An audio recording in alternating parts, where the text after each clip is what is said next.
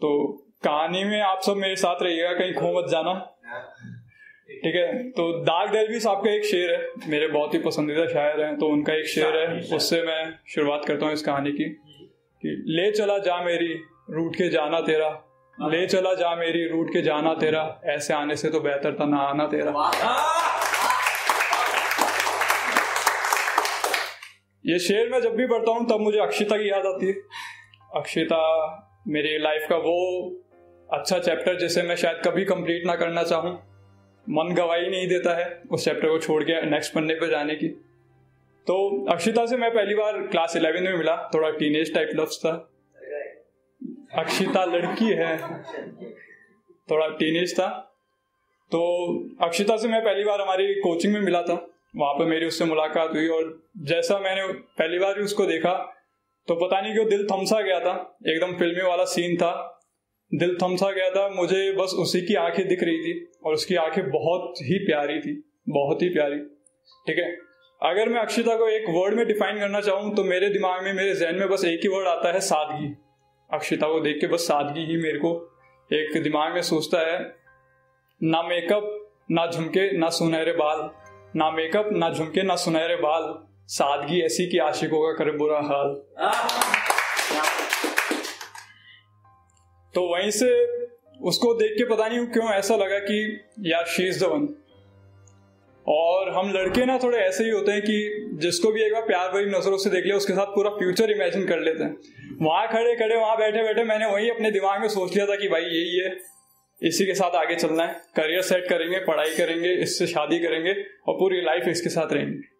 अब हो सकता है कि कुछ और ही फैसला रहता है वहां पे खुदा का, लेकिन वहां पर हम लोग यही सोच लेते हैं और इसीलिए शायद हम लोग रिश्ते थोड़े लंबे निभा पाते हैं, क्योंकि हम सोचते हैं कि भाई ये तो लाइफ लॉन्ग चलेगा वो हमारे साथ ही। तो वहीं से कुछ शुरुआत हुई थी, थोड़े मेरे को थोड़ा पसंद आए वो।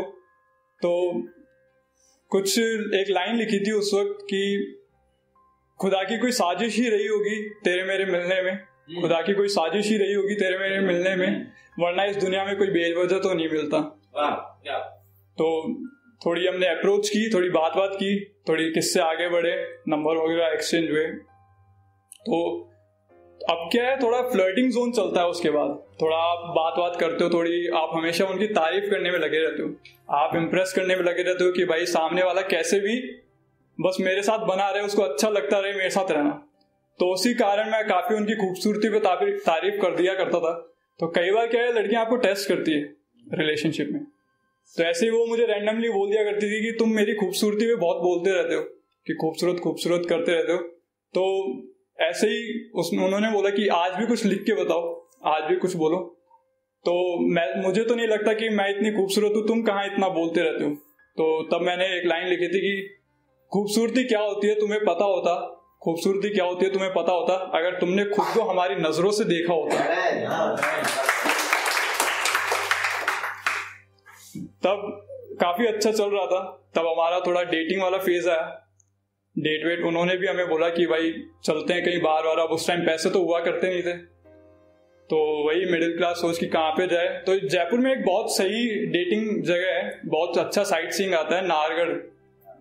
जयपुर के ऑलमोस्ट टीनेज वहीं जाते हैं, वहीं गए होंगे, ठीक है। सबने अगर जयपुर में किसी का प्यार रहा है तो एक बार जरूर वहां पे वो गया होगा अपनी महबूबा या किसी को भी लेके, ठीक है। तो वहां पर हम लोग चले गए, सुबह से हमारा फिक्स था, हम लोगों ने नाहरगढ़ घूमा और सनसेट का जब टाइम आया तो वहां पे एक पॉइंट है सनसेट पॉइंट, तो हम लोग वहां पर जाके बैठ गए।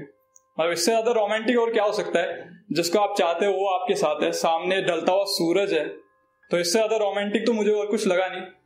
तब उनकी एक थ्योरी थी कि उनकी नानी माँ ने उन्हें बताया था, पता नहीं ये थ्योरी सच है कि नहीं है, उन्होंने मुझे कहा था कि ढलते हुए सूरज से ना अगर आप कुछ भी मांगते हो तो वो शायद पूरा हो जाता है, होता है, मान लो, क्योंकि आशिकी में पड़ा हुआ आदमी कुछ भी मानने को तैयार रहता है उसको।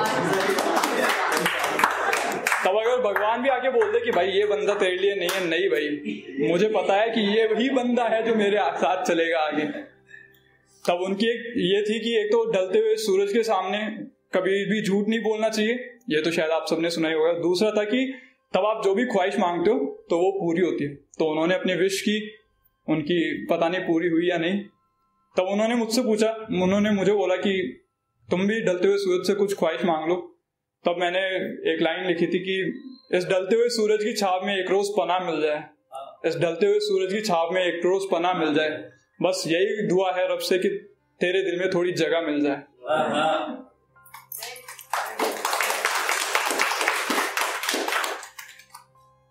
तो फिर लास्ट में जब हमारा रिलेशन काफी आगे बढ़ा, तब पता नहीं क्यों उनको थोड़ा हमें पसंद नहीं आया हम लोग, या पता नहीं क्यों थोड़ा चेंज होने लगा।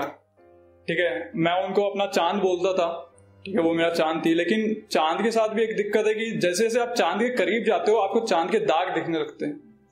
वैसे ही अगर आप किसी के साथ रिलेशनशिप में रहते हो, स्टार्टिंग में वो फेज काफी आपको अच्छा लगता है, लेकिन जैसे जैसे आप उस इंसान के करीब जाते हो आपको उसकी खामियां नजर आनी लगती है।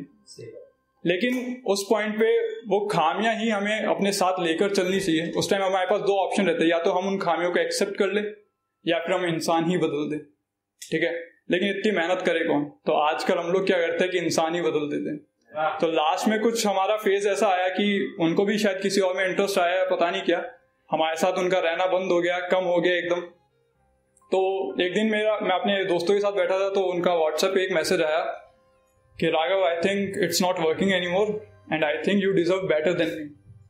अब पता नहीं किसने ये लाइन लिखी है कि you deserve better than me. अब पता नहीं क्यों किसने ये लाइन बोली है कि you deserve better than me, क्योंकि मुझे पता है मैं भले ही तुमसे बेटर डिजर्व करता हूँ, मैं बेस्ट भी डिजर्व करता हूँ, लेकिन मुझे नहीं चाहिए तुम्हारे बिना बेटर और बेस्ट, मुझे सिर्फ तुम ही चाहिए।